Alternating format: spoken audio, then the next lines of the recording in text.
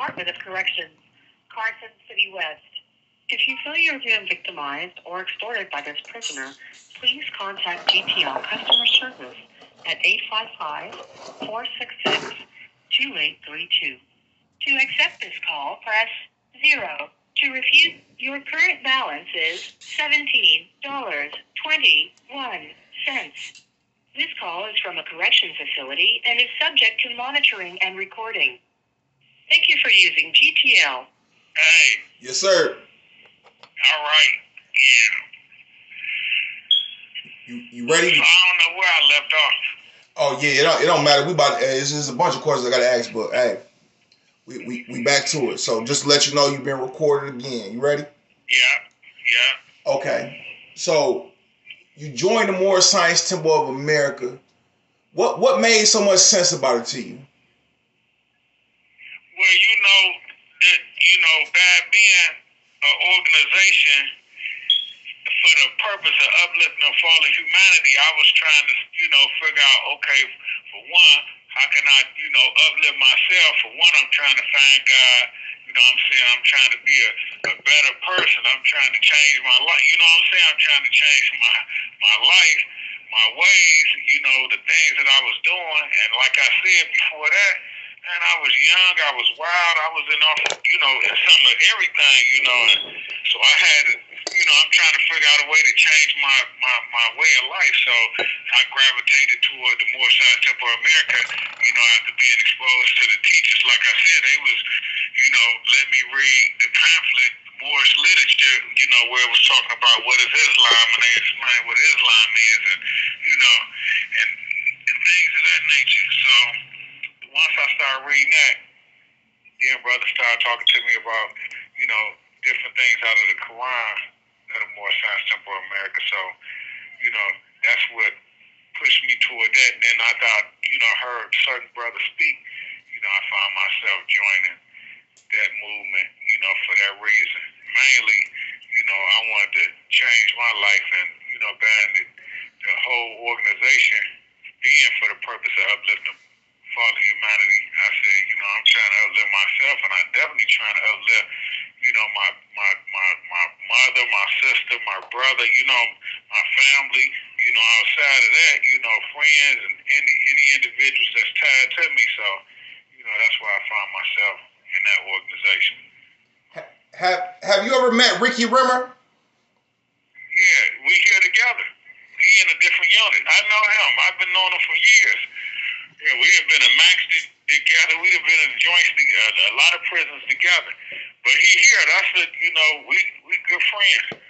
He here in another unit. So. Can you speak about him a bit and his personality and what he's done for the movement? Oh, he done a lot for the movement over the years. But that's a brother, and over the years, by me meeting him, I had heard the stories about him, because he was out cold back in the day, in this prison yard, and dealing with guys, but he for the brother, he for the brothers, and if you need anything, he gonna help you, he gonna try to assist you in anything that you need, and I've been knowing him for years, so everybody, that know him, don't too many guys say nothing bad about him. And most of the brothers love him, because of how he is, his personality, and he a genuine brother, Exactly. Loyal, respected, everything that entails, the character of a real brother. So, yeah. But all I got is, good words to say about him. Definitely. You ain't gonna find too many guys that's gonna say any otherwise. Yeah, very, very true.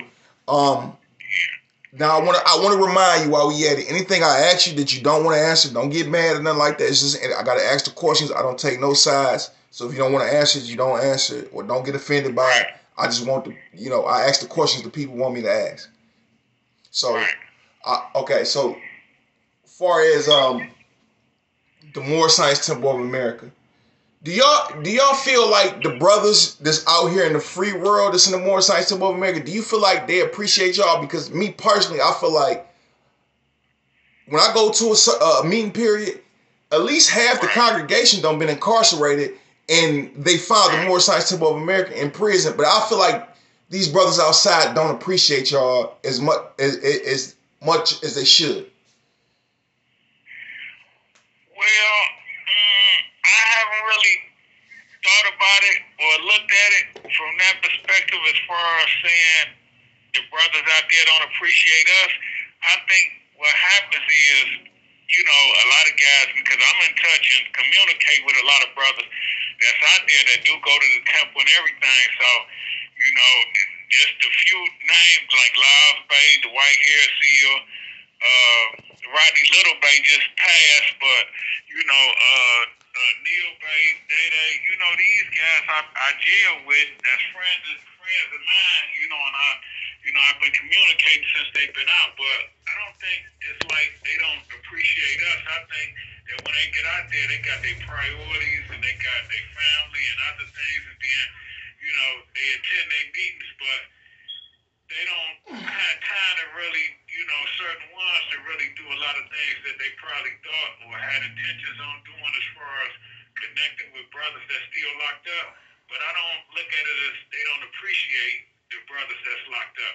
I think when they get out there, they remember the relationship with a lot of us, but, they don't have a whole, they're not, really trying to come back up in here, and do some of the things that we probably think that they should be trying to do. So that's how I look at it from my perspective of just still being in here. Well, they reach out to certain brothers that they was real cool with and bonded with, but as a whole, I don't look at it as they don't appreciate us. I don't really look at it from that perspective.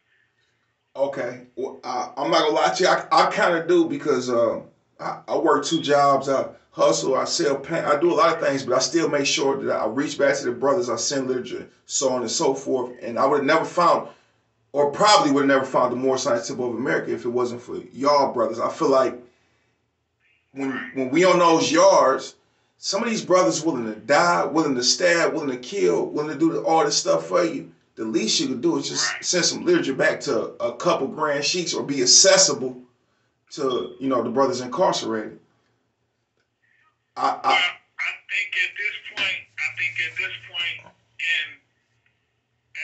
this point in time, it's not as easy and as simple as brothers can just try to come back up in here and, and speak and communicate. But it's a lot that do that I know personally that do that and, reach back out and connect and all that. But like I say, you got certain ones, they do it with certain brothers that they bonded with and they, they got real cool with it here. Mm-hmm. So,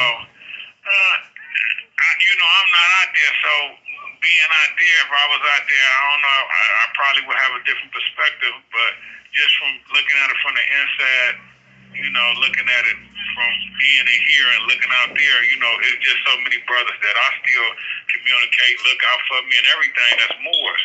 You know what I'm saying? I just named a few, but I can name, other brothers, they Moors, and they, they look out for me and they reach back and they communicate and they trying to do everything they can to try to help me get out, so.